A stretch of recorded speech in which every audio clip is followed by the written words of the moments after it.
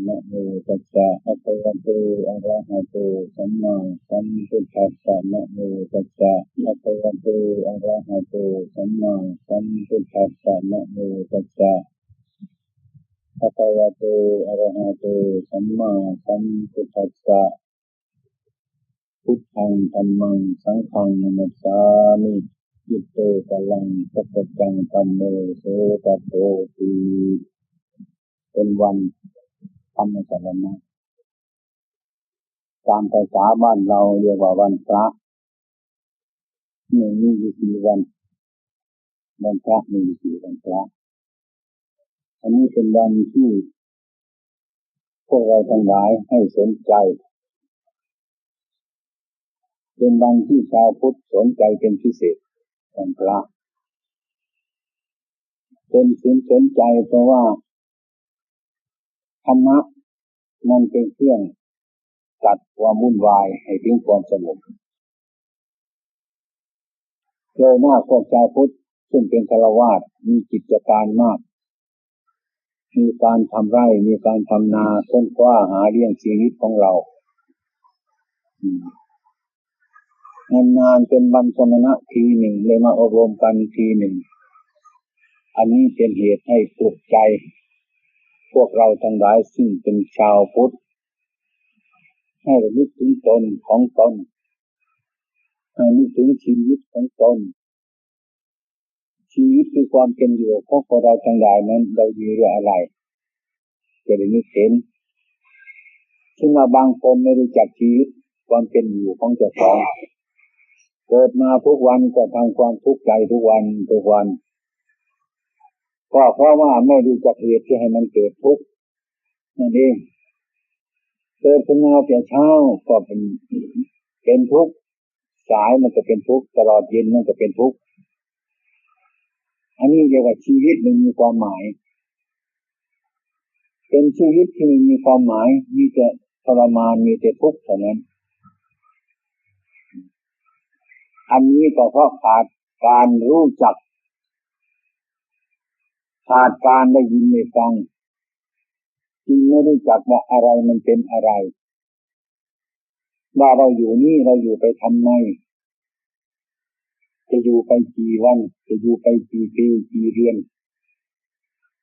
ออกจากนี้จะไปที่ไหนจะไปกับใครไม่ได้นึกคิดเพราะมัวแต่ยุ่งลำบากยากอย่างนั้นชีวิตของคนเราทั้งหลายจึงไม่มีความหมายฉะนั้นคนในโลกมันจึงแบ่งเป็นหลายชนิดในทางพุทธศาสนาท่านแบ่งว่าเป็นอุกติตัญญูบุคคลวิปติตัญญูบุคคลเนยะบุคคลตถะปรมะบุคคลเป็นสี่จำพวกคนในโลกนี่เป็นสี่จำพวกเท่านั้นอุกติตัญญูสอนง่ายคือมันมีปัจจัยถึงแม้ว่าเกิดขึ้นมาก็มีใจอันสะอาดไม่ทุกข์ทีไม่เป็นทุกข์ก็มีปัญญารู้จักมองดูชีวิตของเราเจ้าของเป็นเงาหรือเป็นลางๆมาแล้วตั้งแต่เล็กๆรู้ผลที่สุดก็ให้เกิดในตระกูลที่ฉลาดอบรมอบอุ่นลูกหลานอุกติตัญญูนี่ไม่ต้องพูดจำที่จำชัยมากพอจะหูได้ยินปุ๊บเท่านั้นเนี่ยเสียงสุนัขมันร้องก็ดีเสียงนกมันร้องก็ดีเสียงอะไรต่างๆมากระทบมันก็เกิดความรู้สึกจับเข้ามาพิจารณาว่าอันนี้มันเป็นอย่างนั้นอันนั้นมันเป็นอย่างนี้จะได้มีปัญญาไม่ต้องพูดมากพอมองดูหน้าต้องรู้แหละเราเลี้ยงลูกเกิดขึ้นมาบางคนมันมองดูหน้ามันรู้จักแต่พ่อแม่ต้องการอะไรมันรู้จักพ่อแม่อยากจะให้เราทำอะไรท่านต้องการอะไรอย่างนี้ลูกมันรู้จักละหรือลูกศิษย์ครูบาอาจารย์ก็เหมือนกัน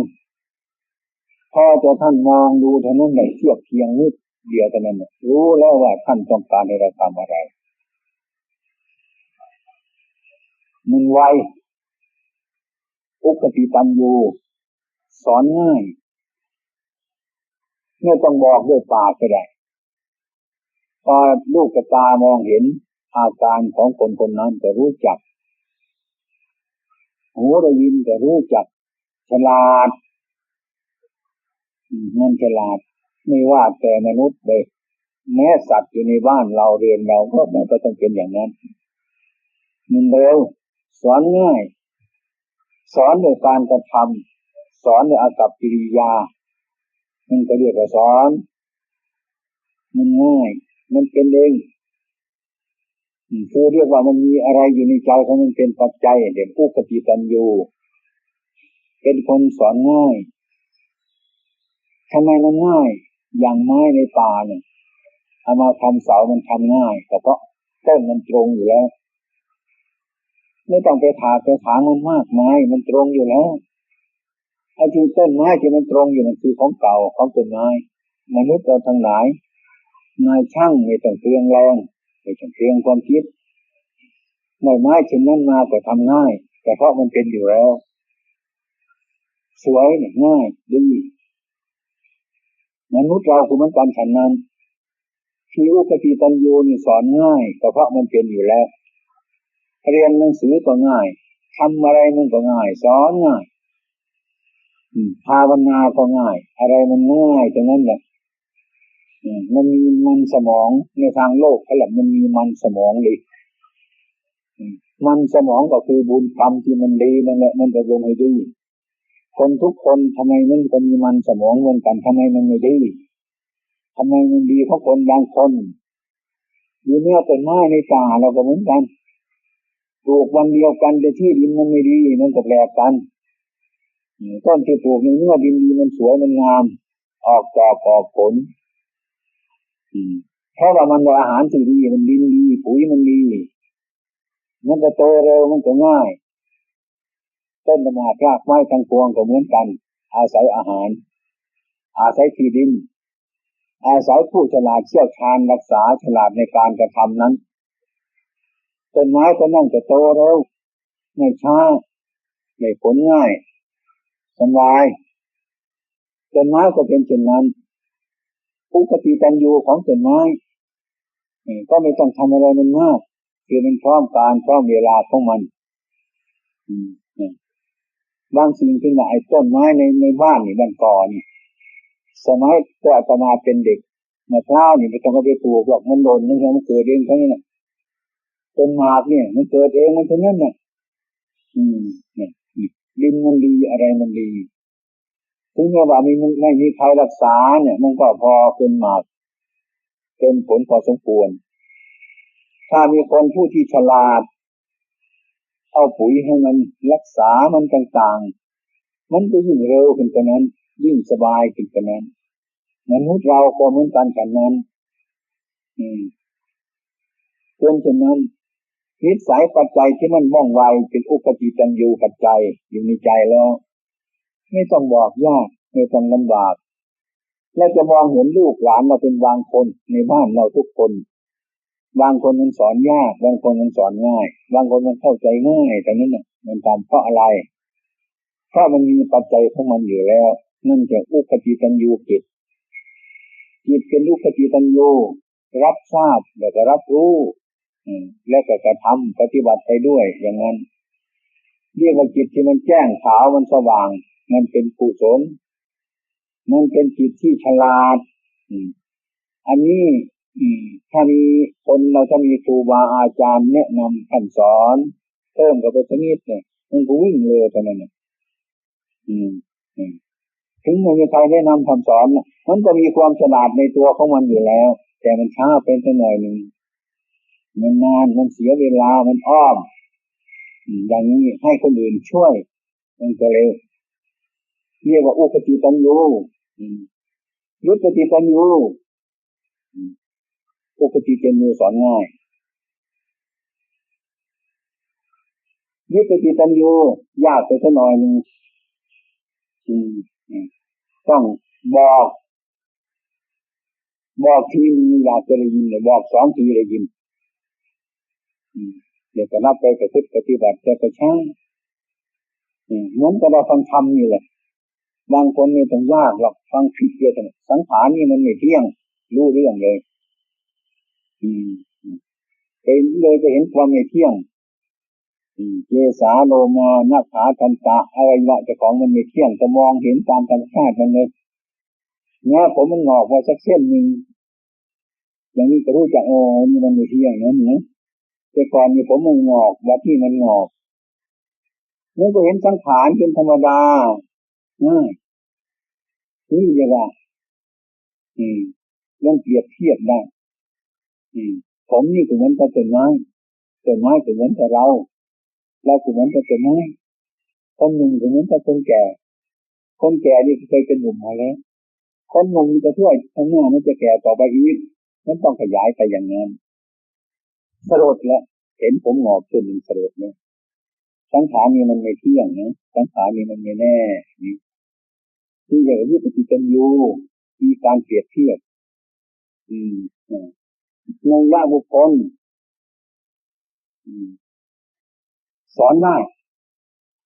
ไม่ถึงจะเสียหายยากหน่อยก็สอนได้เปรียบเทียบแนะนำคำสอนเทียบเปรียบจับด้วยกันคล้ายๆแบบเขาเห็นไก่ตัวเดียวเราสอนถึงแบบตาที่ตามันเป็นไงเราเปรียบเทียบตาก็เหมือนกับไก่แต่ว่ามันบินช่องตัวไก่โดยมากมันบินไปตามอากาศมันช่องแต่เหมือนกับไก่นี่เองย่ำไปย่ำมาพูดให้มันเข้าใจว่าตามันเป็นยังไงที่แรกมันดูจะไก่ลักษณะไก่มันเหมือนกับตาแต่มันบินในช่องอุปมาไก่ก็ตาให้กันที่ตามันยังไม่เห็นเลยอุปมาแต่ไก่ทำไมมันจะรู้เรื่องของตาเป็นอย่างไรรู้จักว่าตามันเป็นอย่างนั้นครั้งแรกมันไม่รู้จักสอนมันไปเปรียบเทียบกับไก่ก็ตาซึ่งกว่ามันเพิ่มตาเข้ามาให้เข้าใจในเรื่องตามันเป็นอย่างไรจนมันรู้เรื่องอันนั้นเรียกว่าในญาติบุคคลสอนยากแต่ว่าพอสอนได้อันนี้เป็นการซึ่งการสอนมาผมบางคนผมงอกขึ้นมาเส้นเดียวรู้จักแล้วมันเร็วโอปติปัญโยเนยะโอปติปัญโยมันง่ายถ้าเป็นวิธีปัญโยก็ต้องเทียบเทียงไอ้ผมเส้นนี้ทำไมมันงอกไอ้ที่นี่ทำไมมันไม่งอกเป็นต้องเปรียบเทียบอย่างนั้นอยู่หลายวันหลายเวลาที่จะเข้าใจว่ามันเป็นอนิจจังจะเข้าใจได้เหมือนกันแต่ถ้าปรมาไม่รู้จักเนี่ยมันจะผมมันจะงอกหมดทั้งศีรษะเลยก็ใช่ที่นั้นกันจะถึงที่จะหาชื่อนันยามาย่อมให้มันหลงทึกไปอีกแล้วเนี่ยมันเป็นปะทะปรมาบุคคลยิ่งปิดยิ่งบอดก็ยิ่งมืดก็ยิ่งไม่รู้จักนี่เรียกว่าปะทะปรมาบุคคลบอกแล้วก็เหมือนกับไม่บอกทีนี้ถ้ามันเป็นเช่นนั้นมันก็พ้นจากคำสอนทางพระองค์สมเด็จพระสัมมาสัมพุทธเจ้าท่านสอนเนี่ยในยะบุคคลปกติปัญญูยุปติปัญญูในยะบุคคล3อย่างแต่ถ้าปรมาบุคคลนั่นเนี่ยสอนก็เหมือนกับไม่สอนรู้ก็เหมือนกับไม่รู้เนี่ยอันนั้นมันสอนยากมันสอนไม่ได้ตรงนั้นสอนไม่ได้แล้วเป็นคนที่เสียคนแล้วที่ใครมันเป็นคนอย่างนั้นคนที่เรียนมันจะเป็นได้คนที่ไม่เรียนมันจะเป็นได้มันเป็นเพราะกรรมมันเป็นกำเนิดของมันบางคนก็เรียนก็ซะจนโง่พูดก็ไม่รู้เรื่องกันบางคนไม่เรียนก็ไม่เรียนซะจนโง่พูดก็ไม่รู้เรื่องกันนี่มันอย่างเงี้ยถ้ามันสูงมันก็เกินขึ้นไปถ้ามันต่ำมันก็หลุดลงมาไอ้ทางสายกลางมันไม่เห็นจะกินเลยที่ปัญหาเนี่ยมันส่งพ้นขึ้นไปซะเหมือนเราจะใส่มะม่วงเนี่ยเอาไม่มาใส่มะม่วงนี่ถ้าไม่ใส่มะม่วงมันยาวกว่าไปโน้น เกินมะม่วงก็ไป3 เม็ด4 เม็ดแล้วมันจะใส่มะม่วงใหญ่ไหมไม่ข้อมือมันสั้นยังอีก3 เม็ด4 เม็ดที่จะถึงมะม่วงมันจะใส่มะม่วงได้ไหมนี่มันต่ำเกินไปสูงเกินไปมันก็ใช้ไม่ได้มันหมดความหมายแล้วถึงเราจะเสาตัวนี้4 เม็ดต้นนี้เสา3 เม็ดก็ใช้ไม่ได้9 เม็ดก็ใช้ไม่ได้เพราะมันไม่พอดีมันจะต้องให้3 เม็ดมาหรือ5 เม็ดมาที่เราต้องการน่ะมันเป็นหน้าที่ไปได้ทุกวันนี้ถ้าเราเรียนมากๆจะเข้าใจว่าเราฉลาดเด้อดูดิมันฉลาดเกินไปหนึ่งไม่ใช่ไม่ได้แต่แล้วถ้าเรียนฉลาดมาที่ที่มันน่าจะเกิดขึ้นมาเห็นมนุษย์ทั้งหลายนี่เป็นสัตว์ทั้งนั้นเหมือนเราทุกคนเรามีอำนาจกว่าดีกว่ากล้ากว่าดูถูกคนจนไปในตัวของมันแล้วเห็นในเรื่องตัวเขาประเสริฐตัวเขาแล้วมันจะไม่เดือดร้อนหรือมันก็เดือดร้อนเท่านั้นแหละถ้าเห็นมาตาสีตาสาวเหมือนกันกับเราเห็นคนแก่ต่อไปแล้วก็จะแก่อย่างนั้นเห็นเด็กมันวุ่นวายแต่ก่อนก็จะเป็นเด็กอย่างนั้นเหมือนกันถ้าเรานั่งสมาธิทุกคนมันก็ไม่เหมือนมันก็เหมือนกันอย่างนี้มันก็เข้าใจง่ายถ้าเราโง่ไม่รู้จักก็ไปเรียนไปนั่นคนฉลาดเนี่ยก็ไม่ต้องท่องไทยนะท่านครูอาจารย์สอนอันนี้จังทุกครั้งเนี่ยเรารู้แต่เราไม่ทำเท่านั้นน่ะเรารู้จนตายจนโง่เท่านั้นแหละเห็นไหมอันนี้เรียกว่ามันเกินพอดีถ้าเป็นคนแต่เป็นน้ำมันเหลือขันเนี่ยถ้าน้ำเหลือขันมันก็บ่าไปเท่านั้นเนี่ยสกปรกหมดเพื่อนหมดทีเนี่ยถ้าน้ำไม่เต็มขันมันท่องมันก็ไม่ดีเลยมันไม่งามมากกันเนี่ยถ้ามันพอดีกับน้ำขันกับน้ำมันพอดีกันมันก็สวยนี่น้ำก็พอดีกับขันก็พอดีกับน้ำมันจะดูสวยมันก็ได้ประโยชน์นี่มันเป็นเป็นน้ำถ้าคนโง่ขันเท่านี้อยากได้น้ำสักโอ่งหนึ่งมันก็ไม่ได้เทไปจะมันมีอะไรขังไว้มันก็ไหลออกไปนั่นอันนี้ก็เป็นการขันน้ำเรื่องการเรียนรู้แล้วมันจะดีเท่านั้นมันขาดความฉลาดมันก็ไม่ดีเท่านั้นเนี่ยมันใช่ไม่ได้เท่านั้นเนี่ยให้เข้าใจซะอย่างนี้ธรรมะมันไม่สูงเกินไปคือมันไม่ต่ำจนเกินไปถ้าคนสูงกว่าคนมันก็คนเหลือคนกันเนี่ยถ้าคนต่ำกว่าคนจริงๆคนไม่พอคนถ้าคิดไม่พอคนก็จิตอาภัพเดินไปตามทางถนนก็อายมนุษย์เขาตัวเขาจะว่าเราอย่างนั้นตัวเขาจะว่าเราเป็นอย่างนี้เลยอายคิดอาภัพเดียวกับวิ่งตัวตายก็ได้แล้วก็กินยาฆ่าแมลงตายก็ได้ถ้าสูงกว่าคนก็ดูถูกคนอยู่ทุกแห่งเหมือนเขาเป็นสัตว์เราเป็นมหาอำนาจตรงนั้นอันนี้ก็ไม่นานเหมือนกันถูกยาเขาฆ่าแมลงเหมือนกันถูกลูกกระสุนเหมือนกันที่กระเทาะมันไม่พอดีนะคุณกับฉันนี่ก็เป็นคนพอดีกันมีความเกิดเป็นเบื้องต้นเหมือนกันมีความแก่เป็นกลางกลางผลก็คือจะมีความดับไปเท่านั้นจะดีจะทำอะไรไปไหมที่ไอ้ความดีมันอยู่อย่างนี้ถ้ามนุษย์เราทั้งหลายที่เป็นปัจฉะปรมาเนี่ยจะสอนไม่รู้เรื่องบางคนมีความรู้มาเป็นด็อกเตอร์นี่เนี่ยเขามาบวชเขาอุปชาบวชวันเดียวเทศให้อุปชาฟังไปแล้ว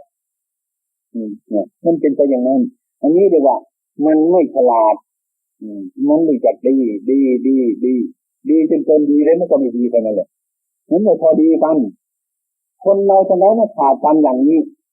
อย่างสมัยบ้านเราตั้งแต่ก่อนเป็นภาษีภาษามันมาเนี่ยพูดถึงบ้านก่อนเนี่ยพูดถึงวันเลยแกจะมาเป็นเด็ก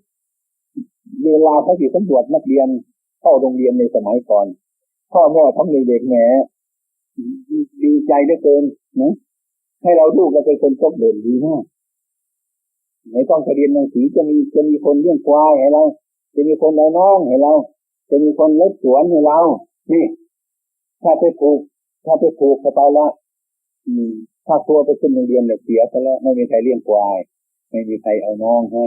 ไม่มีใครรักษาการบ้านถ้าลูกสาวลูกชายตกโดนโหยดีใจที่เกินไม่ใจที่เกินสมัยนี้มันโง่ไหมล่ะคนอ่านหนังสือไม่ได้เหมือนคนตาบอดเท่านั้นเนี่ยจะไปที่ไหนก็อยากจะไปอุบลนี่มันก็อยากจะไปที่เจริญมันก็อยากจะไปห้องน้ำห้องท่าของญาติที่นั้นแหละไม่รู้จักที่จะไปอยู่บ้านเรามันได้เสียงวิ่งเข้าป่าเขายังชั่วเข้าไปในตลาดหน้าที่ทำมีได้ไหมอย่างนี้มันไม่ทันเหตุการณ์ฉะนั้นธรรมะนี่เป็นเหมือนกันเราอยู่กันไปเช่นนี้ในเรื่องธรรมะ ใจมันก็ไม่สูงขึ้นพอว่าเราเป็นอะไรอยู่ยังไงนะบางคนเราก็เกิดมามันก็ไก่ตัวหนึ่งเท่านั้นเนี่ยเกิดมาแล้วก็มีลูกแล้วก็ซื้อเสียขึ้นไปการเลี้ยงการลามันตอนเย็นมันก็นอนตอนเช้ามันก็ยิ่งเย็นโจรนึงแผ่นดินก็ตุ๊กกินไปตอนเย็นก็ทอดไปนอนแค่นี้จะมีประโยชน์อะไรไหมมันมีประโยชน์เราเหมือนกันกับไก่เหมือนกันกับสัตว์มันมีปัญญาเขามาจับทุกวันจับแล้วเขายกกันดูเอาอาหารนี่กินดูเยอะจนนึกว่าจะของเขารักเราเราจะของเขามันหนักกันได้เท่าไหร่นี่มันแค่2-3 กิโลเลยหรือยังไอ้เจ้าไก่จะไม่ได้เรื่องอย่างนั้นถ้าเอาข้าวจริงอย่างนี้ก็ดีใจจะของมันรักเรากินจะไปให้มันอ้วนหรือมันสบายพอถึง2-3 กิโลก็เอาละไปตลาดแล้วแน่คนเราอยู่ทุกวันนี้ถึงวันจันทร์อันตรายเช่นนั้นเนี่ยจะเห็นมันหลงที่ไม่รู้จักเหมือนกันกับไก่ก็ไปตลาดจะขึ้นรถก็ยังขันโอ้เดี๋ยวมันสนุกสนานเลยนั่งรถมันไปถึงบ้านเจ๊กแล้วเนี่ยหาเจ๊กแล้วเขาตกลงกันแล้วทีนี้มันยังดีอยู่นะพอดีเจ๊กมันจะไปถอนขนที่คอครับแต่นึกว่าเจ๊กมันทำความสะอาดเป็นไรดีกว่ามันโง่ถึงขนาดนั้นถึงยืดเข้าไปถึงนี่จะมันตายนี่นะชีวิตนี่เราเห็นชีวิตจะต้องไม่ได้จะแก้ไขเราทุกคนเหมือนกันทั้งนั้นไม่ได้จะพอกันดิ้นรนทุกสิ่งทุกอย่างดิ้นรนในการทำงานกินในทางที่ชอบมันก็จะดีนะดิ้นรนไปอิจฉาคนอื่นเขาไปพยาบาทคนอื่นเขามันไม่จะไม่คดีนะถ้าทำไม่ดีมาแล้วบางทีติดเรื่องติดราวมาเดี๋ยวมาหาหลวงพ่อก็ได้ช่วยเมตตาคุณจะทำอะไรคุณจะทำอะไรคุณจะทำอะไรผมไปขายเหล้าเถื่อนมันดีแล้วนั่นน่ะถ้าทำผิดก็ห้ามไม่ให้ผิดไม่ทำผิดก็ทำผิดเขาก็จับเลยมันถูกแล้วน่ะใจหลวงพ่อแก้อะไรเมตตาอะไรกันล่ะไม่มีว่าเป็นเมตตาถ้ามันทำถูกจะเข้าใจผิดนี่จะช่วยกันได้นี่นะถ้าทำผิดจริงๆอย่างนี้ก็จริงอย่างนั้นก็ไม่มีดีไม่มีชั่วอย่างนี้มันเป็นธรรมชาติมันตามธรรมดาคนขาดการฟังธรรมนั่นก็อย่างนั้นมันโง่เรื่อยไปแบบไปอิจฉาคนอื่นนี้จะหาว่าเขามาอิจฉาเราอยู่เรื่อยมันก็ไม่เคยจะดีนี่ฉะนั้นเนี่ยสัพพะปรมาบุคคลพระพุทธองค์ท่านสอนเอาคนจำพวกนั้นเอาจำพวกที่รับฟังเหตุผลว่าท่านเทศน์มันถูกอะไรนะสัพพะปรมาบุคคลไม่ใช่ว่าคนไม่มีความรู้คนมีความรู้อยู่ก็ไม่ทำตามใครภาษามันไม่เรียนหนังสือแบบมันโง่แต่ว่ามันฟังถ้าครูอาจารย์สอนนี้ทำมันนั่นนะปฏิบัติอย่างนั้นเขาจะทำอย่างนั้นเขาจะทำอย่างนั้น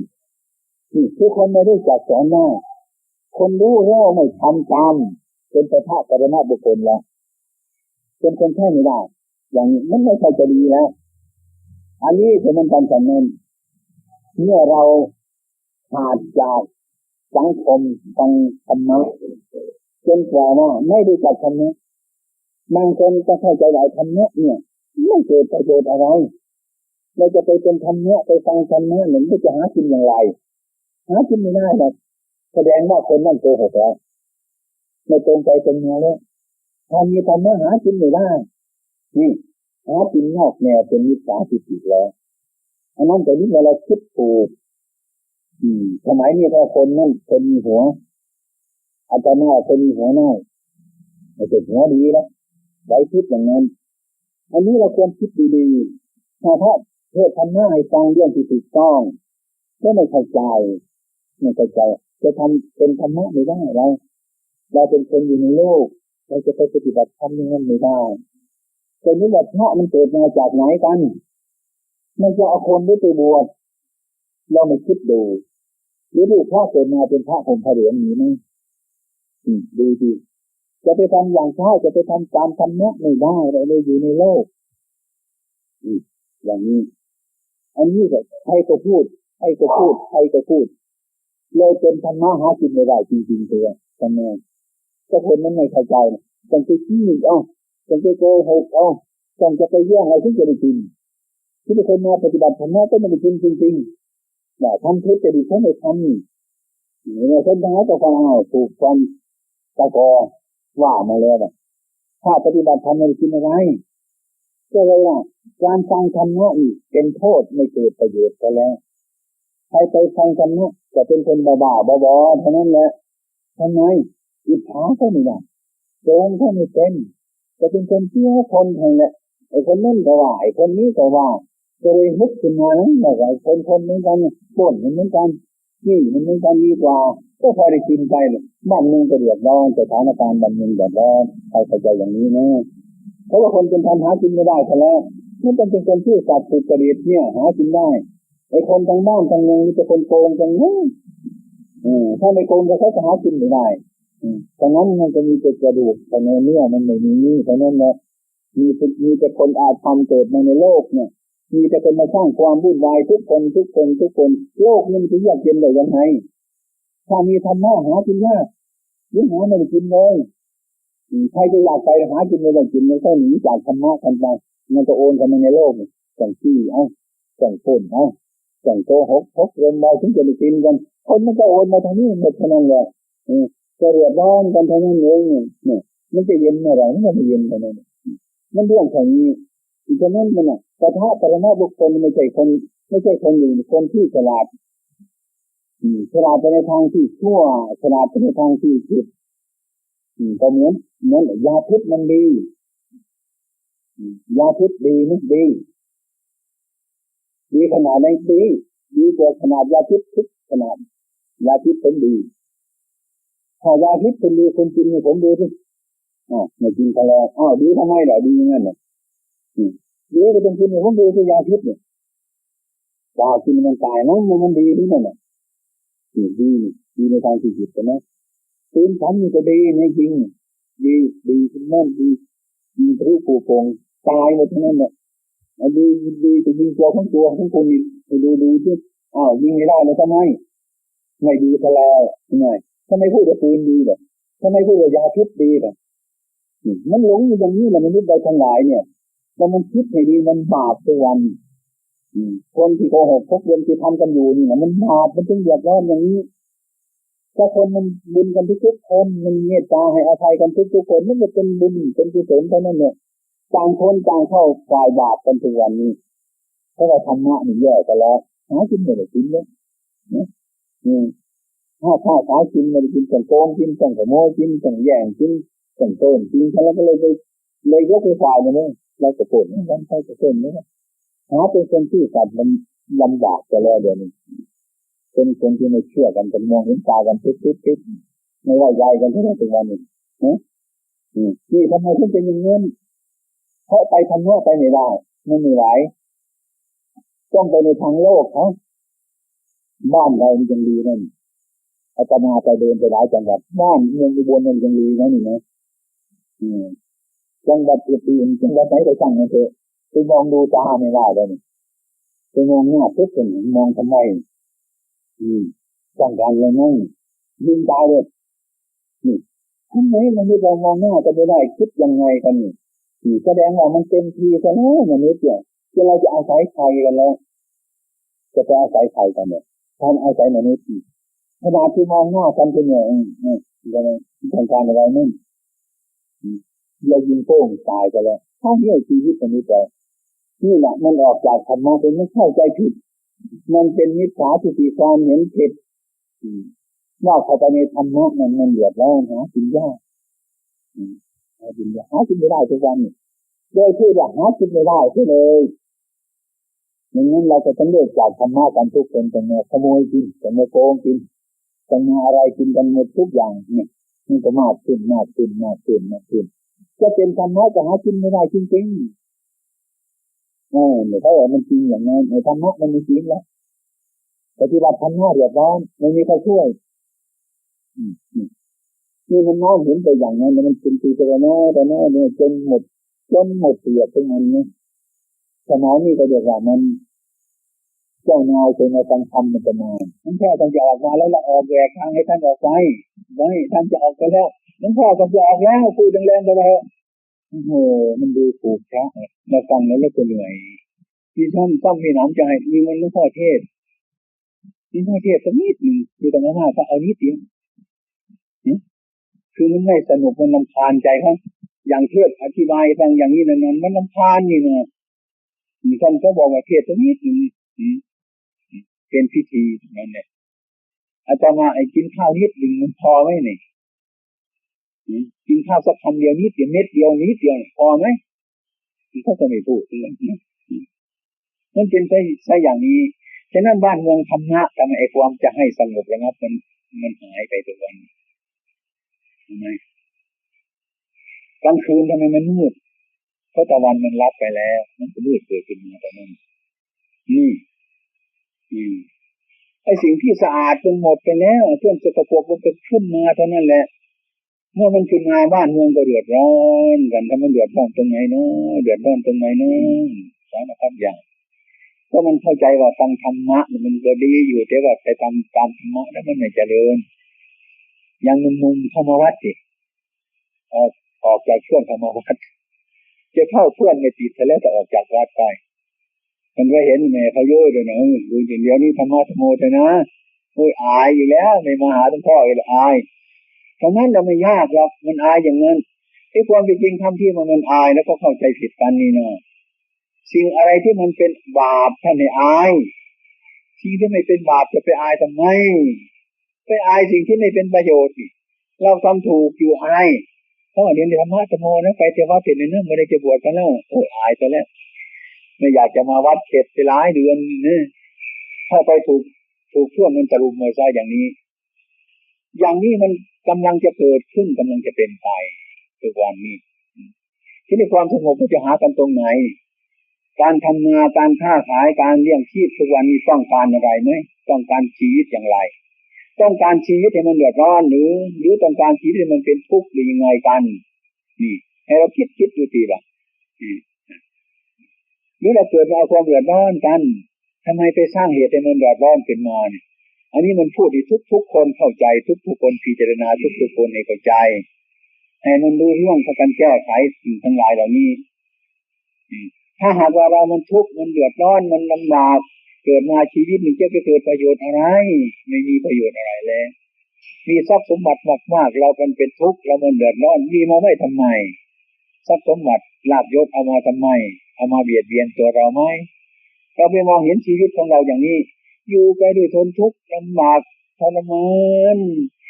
บางคนพ่อบ้านแม่บ้านทะเลาะกันทุกวันไม่รู้ว่าอะไรทุกข์กันทะเลาะกันทำไมเพราะไปกินเหล้าเมียก็ห้ามไม่ให้กินเหล้าผัวก็ไปกินเหล้าไม่กินเพื่อนก็ยุเป็นผู้หญิงมันทิ้งเพื่อนทิ้งฝูงเลยนะเดี๋ยวนี้เนี่ยเดี๋ยวนี้ก็ไปกับเขาอีกมาบ้านเมียก็ว่าให้ออกไปหาเพื่อนก็ว่าให้เลยลำบากเลยทุกข์เลยยากสารพัดอย่างนี่เพราะทำไมนี่เลยเป็นธรรมะในเวลาเนี่ยมันโทรมลง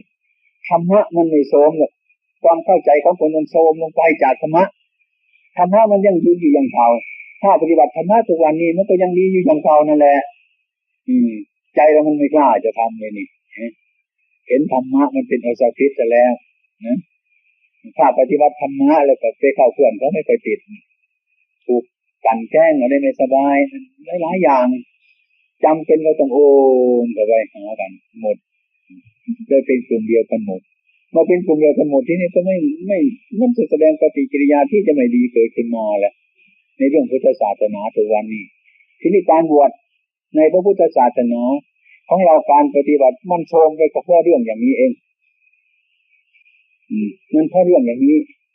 มันเป็นอย่างนี้ก็แบบทำผิดทำชั่วลูกพ่อแม่ทุกคนอยากจะให้ลูกดีทุกคนอย่างเห็นที่ไหนปฏิบัติดีปฏิบัติชอบแล้วก็อยากให้ลูกเป็นคนดีเอาไปวางเอาไปถวายเช่นวัดหลวงพ่อนั่นเนี่ยมีพระกรรมฐานนานาชาติมีชาติในก็มาปฏิบัติกันสงบแล้วพ่อแม่เป็นคนแก่ๆแล้วนะมันพิจารณาแล้วพ่อเห็นว่าที่นั่นดีไอ้ลูกเราคนนี้มันสอนไม่ได้มันกินกัญชาไปกินเฮโรอีนไปมันโป้นเขามันพูดยากอะไรเงี้ยเอาไปถวายท่านนี่ดีกว่าอย่างนี้ มันก็ถูกก็จะไอ้ภาคกลางให้แกงขี้เด็กแกงขี้เหล็กอีหนูแกงขี้เหล็กเป็นไงแม่มันขมเยอะเกินเอาไปเพลนซะเนี่ยแกงบอลเนี่ยแกงบอลมันคันเยอะเกินเอาไปเพลนพระซะเอาแต่ของเพลนเอาแต่ของเดือดร้อนก็ไปให้พระแกงขี้เหล็กมันขมเอาไปให้พระแกงบอลมันคันเอาไปให้พระซะต้องไปต้องกินมันลูกที่ไหนมันกินเฮโรอีนสอนให้ฟังเอาไปให้พระซะก็ไปทำลายพระตรงนั้นเนี่ยใครจะไปสอนมันได้อย่างนี้ที่มันต้องออกไปอย่างนั้นที่นี่ก็ยิ่งส่งลูกไปเป็นสปายเอาไปนี่ลูกก็ยิ่งไปทำลายในสถานที่นั้นพูดไปฟังใครทั้งนั้นเนี่ยเป็นตัวอย่างเป็นมือครับนั่นก็เดี๋ยวมันเป็นสายสืบเข้าไปในตัวของมันแล้วไปทำลายกลุ่มสงฆ์หมู่นั้น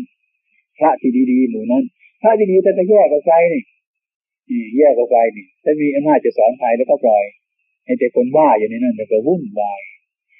ตรงนั้นก็วุ่นวายอีกแล้วแต่ก่อนนั้นสงบดีตรงนั้นก็วุ่นวายอีกแล้วมันส่งสปายเข้าไปในตัวของมันอย่างเนี้ยเขาไม่รู้เรื่องกันเรื่องพุทธศาสนาในเองมันสอนเข้าไปอย่างนั้นเราไม่รู้เรื่องกันก็เลยเกลียดนะเกลียดถึงนักเรียนบางคนไปบวชจะดูพักร้อนเคยไปอยู่ในกลุ่มเด็กๆนักเรียนมันอายุ16 17เอาไปบวชลำบากมันดิพ่อแม่ให้เล่นตามใจมันซะแล้วเอาไปบวชนี่ก็ตอน7 โมงก็ฉันข้าวกิน5 โมงก็ฉันกินตอนเย็นมันหิวนี่ระยะมันไม่เท่ากันนี่นักเรียนมันฉลาดมันก็ไปหาหลวงพ่อฉันจังหันกับฉันเพียรนี่มันก็2 เวลาเหมือนกันมันระยะมันสั้นนิดเดียวเท่านั้นแหละเวลา2-3 โมงไปหา5 โมงมันนิดเดียวเท่านั้นน่ะผมว่าฉัน5 โมงแล้วก็ระยะนึงไปฉันโน่นบ่าย 3มันดีกว่าเนี่ยมันจะผิดทำไมมันก็2 เวลาเท่านั้นแหละมันยิ่งมีคุณภาพดีด้วยมันยังให้กำลังเราไปบ่าย 3ไปถึงสว่างเนี่ยมันยังมีกำลังทำความเพียรดีอันนี้ตอนเช้ามาฉันซะแล้วยังไม่หิวเลยก็ไปฉันอีกซะแล้วผมว่าแยกกันออกจะดีกว่าแบ่งใหม่ซะมันไปจัดอาจารย์ซะแล้วนะไปจัดท่านประตูซะแล้วมันไม่สมควรที่ทำมาเนี่ยนี่มันนักศึกษาแท้ๆนี่มันศึกษาอยู่เสมอมันจะไม่ให้หิวจะสบายนี่อย่างนี้ศาสนาเนี่ยมันจะโทรมไปโดยลำพังอันนี้ตัววิทยาศาสตร์มันศาสตร์เข้าไปนี่วิทยาศาสตร์มันศาสตร์เข้าไปตรงนี้มันแตกตรงนั้นแหละถ้ามันมีมารวมพุทธศาสตร์อะไรมันแยกตรงนั้นศาสตร์อะไรทั้งหมดมันเหลวทั้งนั้นแหละมันต้องมารวมพุทธศาสตร์พุทธศาสตร์ที่เป็นศาสตร์ที่ให้ความรู้ในทางเมตตากรุณามุทิตาไม่ให้แข่งแย่งซึ่งกันในการนี้มันจึงจะเกิดประโยชน์ศาสตร์ทุกศาสตร์มันจะมีผลมากที่สุดทีเดียวศาสตร์ทุกวันนี้มันศาสตร์ป่าเท่านั้นแหละเรียนความรู้มากๆแต่ทำงานอะไรกันน้อยเถียงกันเท่านั้นไม่ต้องได้ทำอะไรกันจัดเป็นศูนย์ขึ้นมากจัดที่ประชุมขึ้นมากกินเลี้ยงกันมากที่สุดแต่การงานตัวไม่ได้นะก็เลยพูดกันแล้วก็เลิกกันอันนี้ไม่ใช่นินทาใครนะพูดตามความจริงถ้ามันเป็นอย่างนั้นมันไม่เจริญท่านไปดูก็ได้มันไม่เจริญอย่างนั้นทีนี้มันเป็นใจอย่างนั้นที่มีความฉลาดมันปัญญาหรอกมันทุปัญญามันไม่ใช่ปัญญาดีมันไม่ใช่สุปัญญาทุปัญญาคือปัญญามันชั่วปัญญาที่ไม่ถูกปัญญาที่มืดมนปัญญาที่เดือดร้อนสุปัญญามันเป็นญาที่ถูกต้องทำด้วยมีเหตุผลไม่ต้องอิจฉาใครไม่ต้องพยาบาทใครอย่างนี้ว่าเราทุกคนเกิดมามันเกิดมันแก่มันเจ็บมันตายเหมือนกันทั้งนั้นจะเป็นเศรษฐีมหาเศรษฐีตายแล้วก็เหม็นเหมือนกันทั้งนั้นไม่ใช่มันหอมหรอกบารมีชีวิตนี้ทำไมถือเนื้อถือตัวแต่มีอำนาจอาจสูงที่สุดเลยนะจนกว่าดูถูกคนจนคนทุกข์สารพัดที่ทำไมเป็นไปอย่างนั้นฉะนั้นศาสตร์ทั้งหลายมันเดือดร้อนต้องมารวมพุทธศาสตร์ต้องแบ่งทำไงเรามี2 ชิ้น 3 ชิ้นให้เราชิ้นให้เพื่อนชิ้นหนึ่งเองเรามี3 ชิ้นเอาทั้ง3 ชิ้นเลยไอ้คนนี้มันนั่งดูปากกันเนี่ยไม่ได้กินเนี่ยมันนั่งหิวแต่คนอิ่มก็อิ่มที่มันเดี๋ยวไปที่ไหนสุนัขกินไปคนมันหิวมันนั่งดูหน้าอยู่เนี่ยยังกระดูกคนเด่นมาแบบนี้เนาะมันไม่พออย่างนี้ฉะนั้นการนี้ท่านจึงยอมเสียสละ แก่ผู้คนที่ควรเสียสละชวนกันมันชวนกันเข้าในธรรมะพยายามอย่างนี้มันหันหลังใส่ธรรมะหันหลังใส่บ่อน้ำที่มันเย็นไปหันหน้าเข้าในกองไฟใหญ่ๆมันเห็นว่าจะแบกให้มากที่สุดจะให้มันเบาที่สุดอย่างเงี้ยไอ้สิ่งที่มันเบามันไม่ทำมันไปแบกสิ่งที่มันหนักๆแต่ความคิดเขาอยากจะให้มันเบาอย่างนี้มันก็เลยหันหน้าไปแบกกันในสิ่งที่มันหนักมันก็หนักตลอดเวลาเท่านั้นนะเห็นไหมมันเป็นไปทุกวันนี้เดี๋ยวพอคนกันมาถามมันถ้าเป็นไง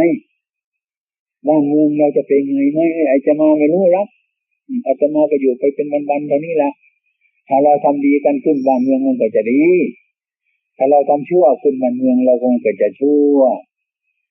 แต่ผมว่าไม่เป็นไรเลยนะบ้านเรามันมีศาสนาจริงศาสนามันมีอยู่ข้าวมีอยู่แต่เราไม่ไปกินมันก็หิวศาสนาอย่างเดียวเอาวางไว้เฉยๆเนี่ยมีดเดียวที่มันคมๆเนี่ยเอาไปรับไปมันคมเอาทิ้งไปตรงนั้นเองให้มันคมอยู่ที่นี่เดี๋ยวมันจะเกิดประโยชน์อะไรไหมหรือถ้ามีใครไม่มีใครที่เป็นคนไม่ฉลาดจับมีดไปทำงานเสียหายหมดเลยเพราะมันคมมีดเดียวนั่นมันคมหาคนฉลาดมาจับมีดไปทำงานที่งานมันก็เรียบร้อยเร็วด้วยเนี่ยอย่างนี้ศาสนาก็เหมือนกันอย่างนั้น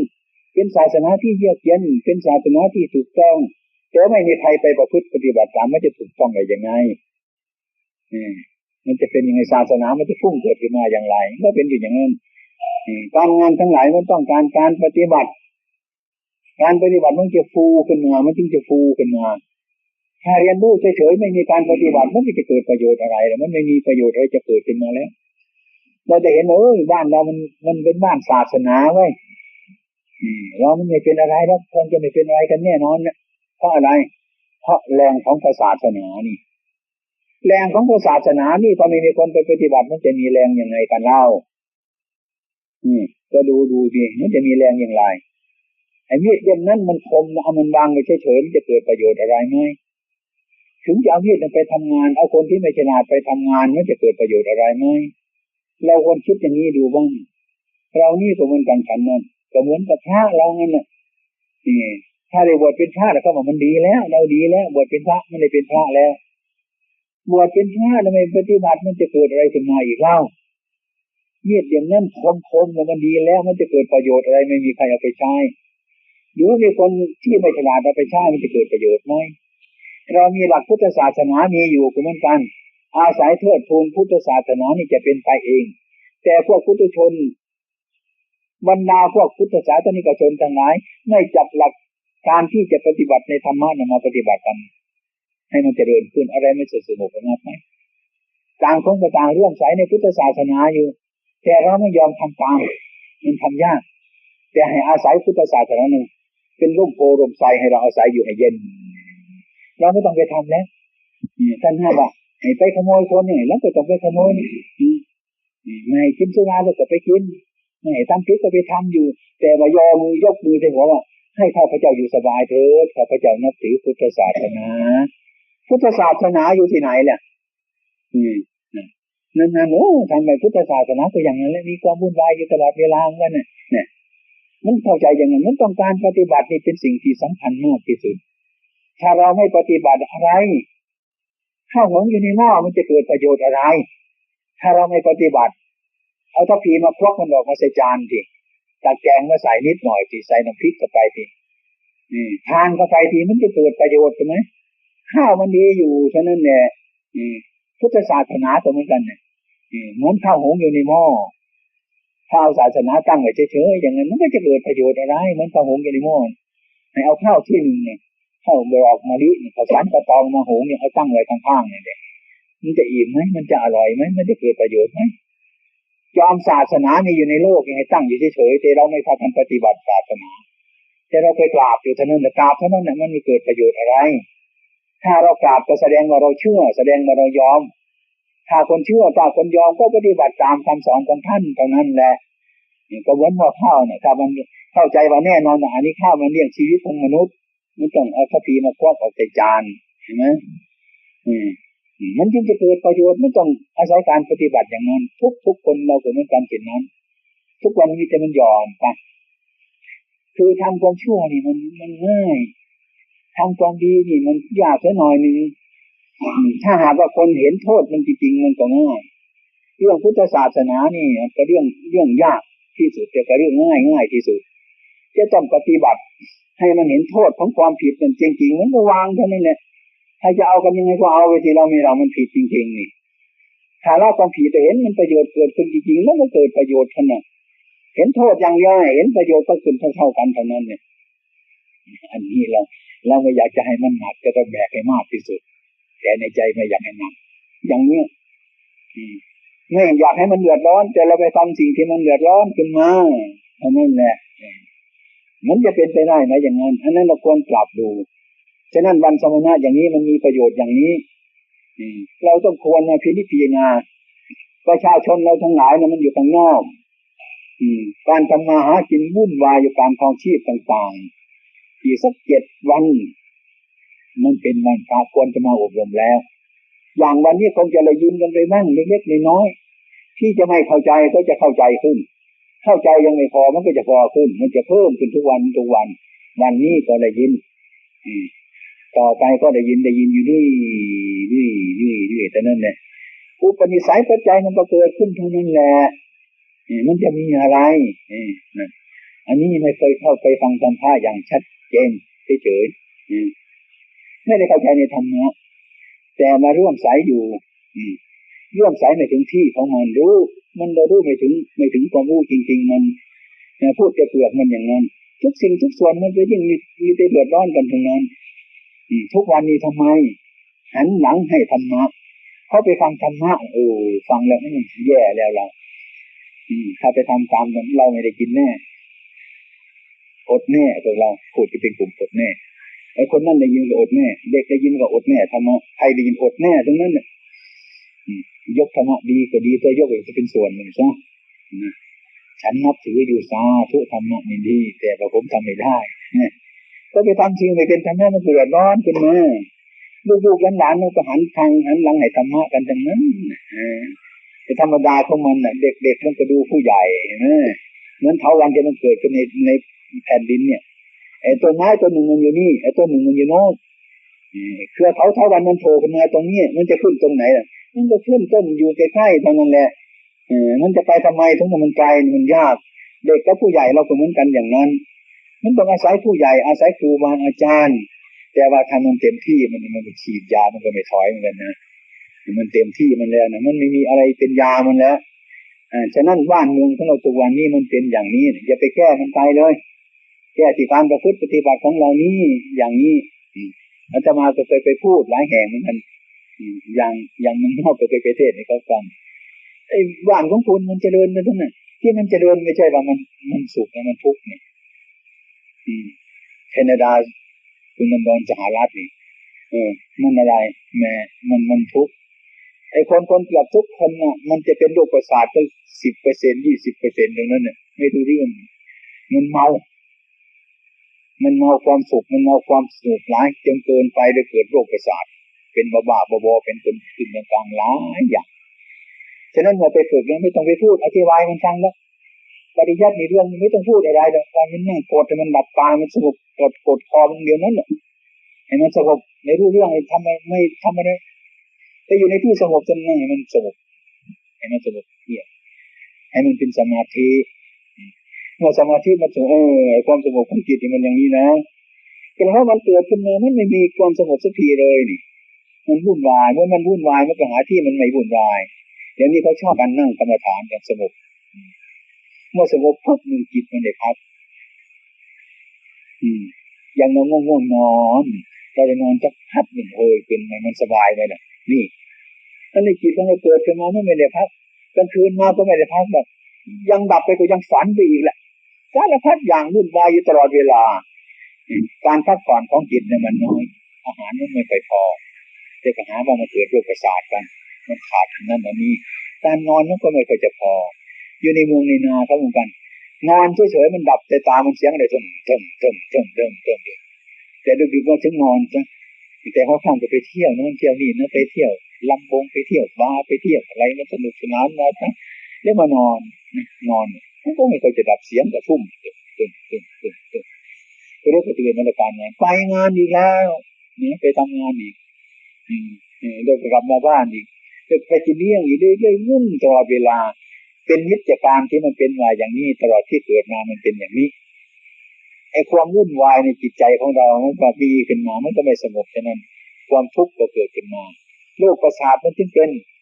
ป็นคนขึ้นกลางๆหลายเดี๋ยวนี้บางคนน่ะเข้ามาหาเนี่ยนึกว่าท่านบวชนานแล้วท่านคงจะรู้จักอะไรต่ออะไรมากนี่แบบให้มองดูผมแบบผมมันเป็นอะไรเห็นไหมเขาถามว่าผมเป็นอะไรฉันไม่รู้จักว่าเขาเป็นอะไรมันไม่รู้ว่าเป็นไงไม่รู้แต่ถ้ามันเป็นหุ่นอันหนึ่งเชิดอยู่เท่านั้นเนี่ยอย่างนี้มันไม่เข้าใจธรรมะทีนี้ว่าหากเรามาทำกรรมฐานเนี่ยมันเห็นถ้าจิตมันได้พักทุกข์แต่นั้นเนี่ยโอ้มันรู้จักลดเมื่อจิตสงบ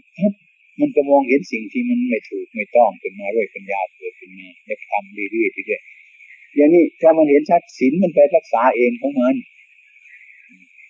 พยายามทำละความผิดมันไปทำเอง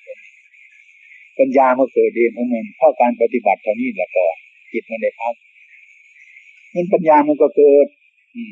ไม่ใช่มันก็เรียกว่าดูที่เราลองดูที่ทำไมนั่งสมาธิภาวนาไม่เกิดปัญญาดูเราอยู่สบายเท่านี้มันจะมีอะไรไหมเราเป็นนั่งทุกเดียวมันรำคาญเรื่อยเกินทำไมเนี่ยเห็นไหมตรงนั้นแหละตรงให้เกิดปัญญาปัญหาอยู่ตรงนั้นมันมากเฉลยตัวปัญหาอยู่ตรงนั้นเนี่ยถ้าเรานั่งสมาธิไปนั้นมันจะมีปัญหาตรงนั้นมันจะมีเฉลยตรงนั้นขึ้นมาเลยทีเดียวเลยแก้อยู่ตรงนั้นอย่างคนในสมัยนี้บางคนแม้คนสมัยนี้มันหยาบหลายไปมันมืดหลายผมว่ามันไม่ได้ฉะนั้นมันหยาบมันมากอาตมาว่าไอ้ที่ไหนมันมืดเนี่ยเอาไฟฉายเข้าไปตรงนั้นสว่างชัดเหลือเกินเรื่องยังไงเอาไฟฉายกันไปบนอากาศนี่มันจะชัดไหมนี่ไอ้ที่ไหนมันมืดเอาไฟฉายชัดเข้าไปแต่มันจะสว่างเติมมืดเท่าไรมันยิ่งสว่างนี่ไอ้คนนี่หลงเท่าไรมันเมื่อมันหายหลงแล้วมันก็สว่างเท่านั้นแหละไอ้คนมืดสมัยนี้ก็เนี่ยมันมืดตามธรรมดาไม่มีใครสั่งสอนแนะนำและไม่ตั้งใจฟังธรรมหาข้อความจริงตามธรรมะจริงๆมันเป็นเทพิธีดีตองกันทั้งนั้นมิฉะนั้นพวกประชาชนเราทั้งหลายเนี่ยอย่างวันพระนี่มีน้อยมาก็มากันแค่นั้นแหละไม่ตั้งใจฟังธรรมะเราต้องตั้งใจฟังธรรมะข้อเดียวเท่านั้นแหละแล้วรู้จักมันข้อเดียวเนี่ยหลายๆข้อมันก็ทยอยเข้ามาเหมือนเรารู้จักลิงตัวเดียวในเมืองไทยเท่านั้นแหละนะเราจะไปที่ไหนเรารู้จักลิงมดทุกตัวเลยให้เรารู้จักมันชัดเจนเนี่ยรู้จักมันชัดเจนรู้ข้อเดียวเนี่ยเอโกธรรมโมธรรมคืออันเดียวเท่านั้นไม่ต้องศึกษาอะไรมันมากให้มันรู้มันแน่ในใจของเรามันจริงจังเข้าไปเท่านั้นแหละไม่ได้ไปยากอะไรมากมายมันเป็นอย่างนั้นธรรมะมิฉะนั้นเหตุผลที่ว่าสัปดาห์หนึ่งคือวันพระหนึ่งท่านว่าธรรมสวนังการฟังพระธรรมตามการตามสมัยนี้ท่านเรียกว่าเป็นมงคลอะไรมันจะเป็นมงคลคือความดีมันจะพยายามเกิดขึ้นมาไอ้ความดีทั้งหมดมันเกิดขึ้นมาล้วนแต่เป็นมงคลตรงนั้นเนี่ยเราเข้าใจในธรรมะก็ไปแค่นี้มงคลก็เกิดขึ้นมาเราเข้าใจธรรมะซึ่งก็ไปมงคลก็เกิดขึ้นมาเรื่อยๆเมื่อมงคลเกิดขึ้นมาด้วยความเข้าใจในธรรมะขึ้นมาแล้วก็ปฏิบัติได้อย่างเราทั้งหลายจะพัฒนาด้านเมืองบ้านนี้อะไรมันท่องอยู่ตรงไหนควรตรงไหนไม่ควรถ้าเรารู้จักวิธีอย่างนั้นแล้วก็พัฒนาถูกเรื่องของมันอย่างจิตใจของคนเราตรงนั้นมันผิดตรงไหนมันท่องตรงไหนเราก็มายกตรงนั้นขึ้นนะมาทำตรงนั้นขึ้นแล้วก็พัฒนาถูกเท่านั้นแหละอันนี้จะพัฒนาถูกทำไมไม่รู้จะพัฒนาตรงไหนก็ไม่รู้เรื่องอะไรจะทำตรงไหนจะต่อตรงไหนจะตัดตรงไหนก็ไม่รู้เรื่องก็เพราะไม่รู้จักส่วนสั้นส่วนยาวของมันแล้วก็ไปพัฒนากันก็ไปทำเรื่องจะพัฒนาง่ายๆก็เห็นว่ามันยากกันแล้วอย่างเนี้ยมันไปจับไอ้สิ่งที่มันไม่ถูกเข้ามาในใจของเราแล้วก็ดีใจกันไปซะมิฉะนั้นการเข้าสู่ธรรมะทุกวันนี้มันถึงน้อย แต่คนเข้าวัดเยอะแต่รู้จักธรรมะมันน้อยมันน้อยเพราะอะไรเพราะเราไปนั่งฟังธรรมให้เข้าใจพวกฝรั่งเขาที่อาตมาไปสอนเนี่ยคนสัก100 คนอธิบายธรรมะให้ฟังอธิบายธรรมะให้ฟังนะใครสงสัยไหมยกมือคนประมาณสัก100 คนมันจะเหลือสัก5 คนมันสงสัยจริงๆมันถามจริงๆมันปัญหามันหลายจริงๆไอ้ข้อสงสัยมันเต็มทั้งนั้นน่ะไม่ใช่นั่นบ้านเราญาติโยมเราจำชนบทไม่เหนื่อยจะฟังไปมันไม่รู้ข้อสงสัยไม่รู้สงสัยอะไรรู้มันก็ไม่รู้จะด้วยสงสัยมันก็ได้ไม่สงสัยไม่รู้ว่าเป็นคนอะไรก็ไม่รู้เรื่องอย่างนี้เขาเรียกว่ามันไกลจากธรรมะอย่างธรรมะที่มาอยู่ในเมืองไทยในพุทธศาสนานี่เป็นธรรมะที่สำคัญแต่ว่าคนไม่ค่อยสำคัญมันสำคัญแต่มีดที่มันคมๆแต่ว่าคนที่ทำมีดเอาไปสร้างประโยชน์มันไม่สำคัญมีดมันก็ปล่อยเป็นมีดที่ไม่สำคัญไปด้วยเหมือนกันอันนี้ก็เป็นการฉะนั้นเราคงช่วยกันมันช่วยกันมันช่วยกันมันเจริญตรงไหนมันว่าไม่ใช่ว่ามันเจริญอย่างเดียวนะไอ้ทุกข์มันก็เจริญขึ้นมาไอ้ความสบายเจริญขึ้นเท่าไหร่ไอ้ความยากมันก็เจริญขึ้นเท่านั้นพูดง่ายๆซะหน่อยนึงบ้านเรานี่เองนะเมืองกรุงเทพมันเจริญบ้านนอกนี่ไม่เจริญอยู่สบายกว่ากันดูสิคนมาบ้านนอกถามโยมบ้านนั้นอยู่ที่ไหนอันนั้นบ้านคนนั้นอยู่บางทีเขาตามส่งไปบอกตรงนั้นตรงโน้นนี่ถ้าไปในกรุงเทพเลยนะบ้านนั้นเป็นคนเป็นนกนั่งรถลาดตระเวนทั้งวันไม่รู้เรื่องเลยต้องบอกทุกคนไปโน่นเรื่อยบอกไปงั้นให้มันเสร็จเดี๋ยวแล้วประโยชน์ต่อไปมันไม่ค่อยใส่ใจนี่ฉะนั้นบ้านนอกนี่ใช่ไหมแต่มันโง่มันก็สบายนะมันโง่อยู่แต่มันก็สบายอยู่ตามธรรมชาตินั้นอยู่ตามธรรมชาติอย่างนั้นอิจฉาจะพยาบาทกันมันก็น้อยนั่นอย่างนั้นอันนี้ไอ้ที่ความเจริญถึงไหนความที่ไม่เจริญมันก็ตามมาอาตมาเห็นวัดหลวงพ่อคงสมัยก่อนมีพระอยู่4-5 องค์สบายเลยโยมมีบาตรคนละใบเท่านั้นไปบิณฑบาตมาพ่อห่อมาให้เราแก้เส้นบาตรเห็นมานานคนไปเห็นก็แหมสงสารท่านนะเอาถ้วยไปให้ท่านเอาจานไปให้ท่านไปช่วยท่านก็เลยพากันไปไอ้ความเป็นจริงไปป้าเราเฉยๆหรอกไอ้พวกนี้กินไม่มีถ้วยไม่ได้กินไม่มีช้อนไม่ได้ต้องไปปัญหาไปทุกวันนี้อยู่ในโรงครัวมีแต่ถ้วยทั้งนั้นคนทานอาหารเสร็จแล้วคนล้างจาน3 ชั่วโมงก็ไม่เสร็จบางทีไม่ได้ฟังธรรมด้วยไม่ทานของล้างถ้วยอยู่นั่นแหละความเจริญมันขึ้นมาอย่างนี้ความยากต่างเป็นเรื่องธรรมดาอย่างนั้นก็เหมือนเราเหมือนกันเป็นเด็กๆเราสบายกันนี้ไหมไม่ต้องรับรองอะไรมากมายเท่านั้นแหละแล้วก็คิดอยากจะเป็นผู้ใหญ่ดึงลงจะสบายนะเล่นมาเป็นพ่อคนแม่คนโอ้ดูแล้วตอนเช้าแม่ขอสตังค์ให้5 บาทไม่เอาให้10 บาท10 บาทกันหมดแล้วไล่มันในยุ่งขึ้นมาสารพัดอย่างแต่เราเห็นความเจริญแต่ว่าไอ้ความไม่เจริญมันตามขึ้นมาเห็นความที่สบายไอ้ความไม่สบายมันตามเข้ามาอย่างจะเป็นเจ้าเป็นนายเหมือนกันเป็นนายทหารเนี่ยลูกศิษย์หลายคนเหมือนกันถ้าเป็นนายสิบผมจะขอยศขึ้นเรียนขึ้นจะเป็นนายสิบเป็น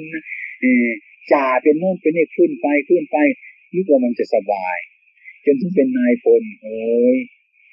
เป็นเด็กนี่มันเป็นน้อยมันเกาะคนอื่นเขาไม่ว่ามันลำบากถ้าเป็นใหญ่เลยถูกเขามาเกาะเราใช่ไหมหนักตรงนั้นเลยที่ไหนอยู่ที่ไหนเนี่ยเป็นเด็กก็ไม่สบายใหญ่ก็ไม่สบายทั้งนั้นเนี่ยอย่างนี้ถ้ามันใหญ่มันก็เอาเรื่องที่จำเป็นมาทิ้งให้เราถ้ามันหาเราก็อยากได้อันนึงเลยมันทำสิ่งที่ไม่ดีนะเข้าไปหาเราเลยนะแก้ไขเรื่องที่มันที่แก้ยากกันนะถ้าแก้ง่ายมันแก้เองมันแก้ยากที่สุดตรงไหนนายพลไอ้พวกนักบัญชาเนี่ยเอาไปทิ้งให้เรานะเราก็คิดยากลำบากไหมล่ะจะเอาเงินมาดีเนาะนึกว่าจะช่วยใครอย่างนี้ปัญหาอย่างนี้มันเกิดไปทุกทีเนี่ยอันนี้ก็มันการทุกอย่าง มันปัญหามีที่ไหนเฉลยมันก็มีที่นั่นแต่เราไม่ฉลาดทำกันเนี่ยหันไปทางทำมันง่ายๆให้มันสบายใจอย่างนั้นมันก็ยิ่งแต่มันไม่เป็นสาระถึงนั้นมันเดือดร้อนอันนี้ธรรมะไม่เป็นอย่างนั้นธรรมะก็เหมือนพูดนั่นเองล่ะพูดให้มันถูกต้องพูดความจริงขึ้นมาเมื่อไรธรรมะมันก็เกิดเมื่อนั้นแสดงว่ามันเหตุผลอย่างนั้นอันนี้เป็นเครื่องที่หากว่าให้พวกเราทั้งหลายสนใจไม่มีความรู้ประการในก่อนช่างมันเถอะเรียนไม่รู้ถึงขนาดไหนก็ช่างมันเถอะไอ้พวกญาติโยมทั้งหลายมาทำศีลเถอะ